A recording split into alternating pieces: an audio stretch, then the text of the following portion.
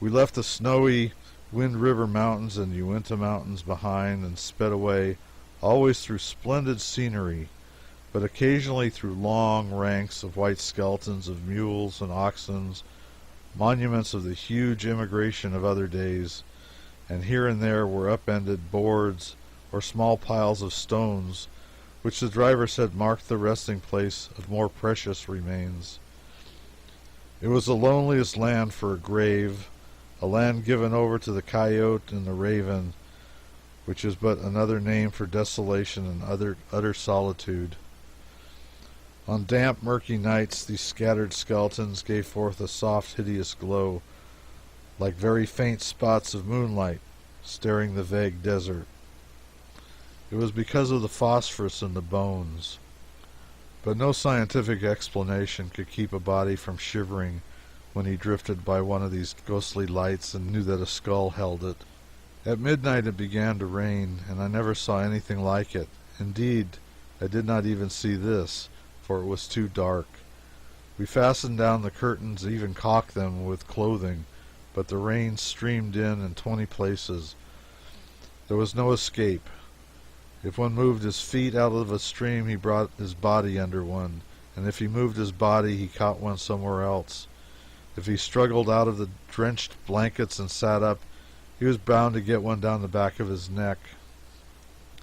Meantime, the stage was wandering about a plain with gaping gullies in it, for the driver could not see an inch before his face, but keep the road, and the storm pelted so pitilessly that there was no keeping the horses still.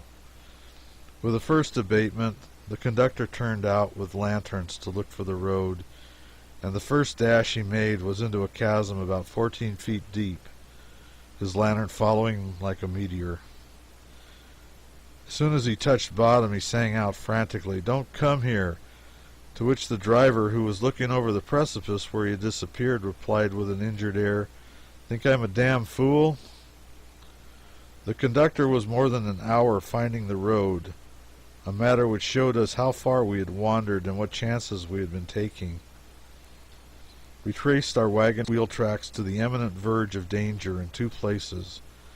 I've always been glad that we were not killed that night. I do not know any particular reason, but I've always been glad.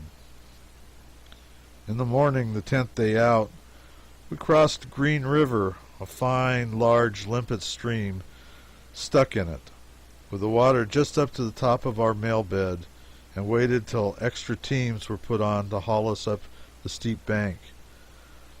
But it was nice, cool water, and besides, I could not find any fresh place on it to wet.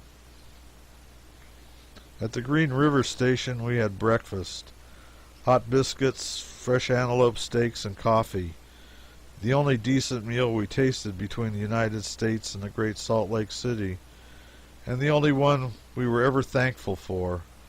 Think of the monotonous execrableness of the 30 that went before it, to leave this one simple breakfast looming in my memory like a shot tower after all these years have gone by. At 5 p.m. we reached Fort Bridger, 117 miles from South Pass and 1,025 miles from St. Joseph.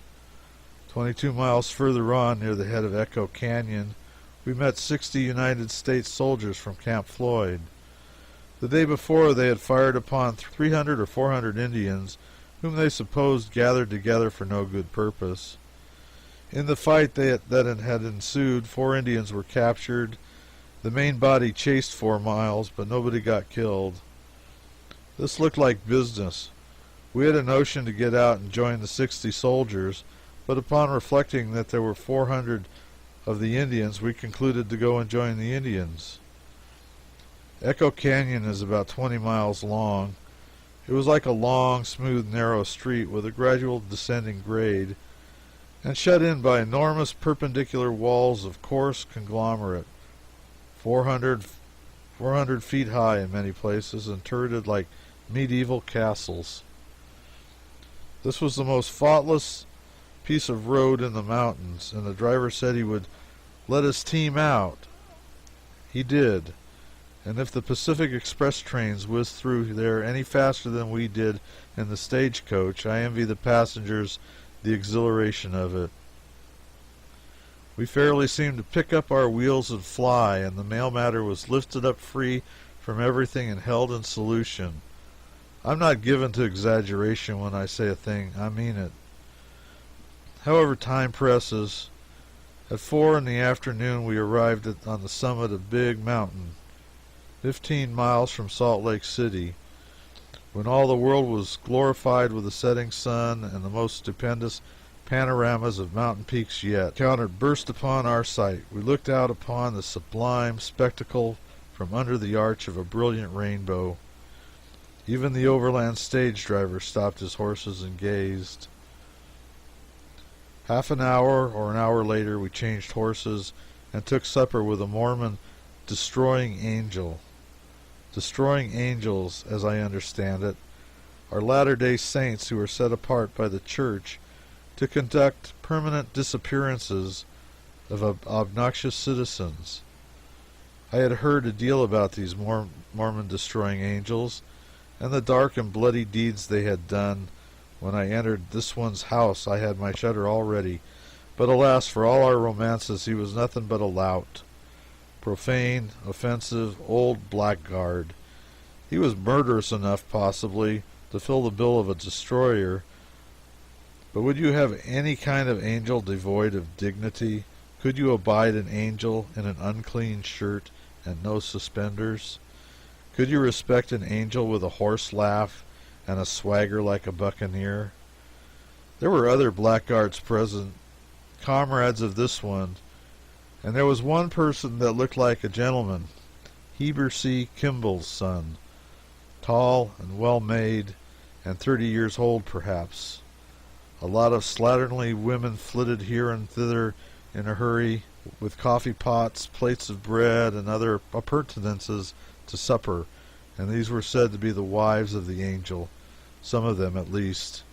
And of course they were, for if they had been hired help, they would not have let an angel from above storm and swear at them as he did, let alone one from a place that this one hailed from.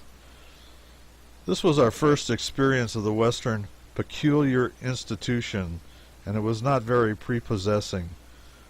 We did not tarry long to observe it, but hurried on to the home of the Latter-day Saints, the stronghold of the prophets, the capital of the only absolute monarch in America, Great Salt Lake City. As the night closed in, we took sanctuary in the Salt Lake house and unpacked our baggage.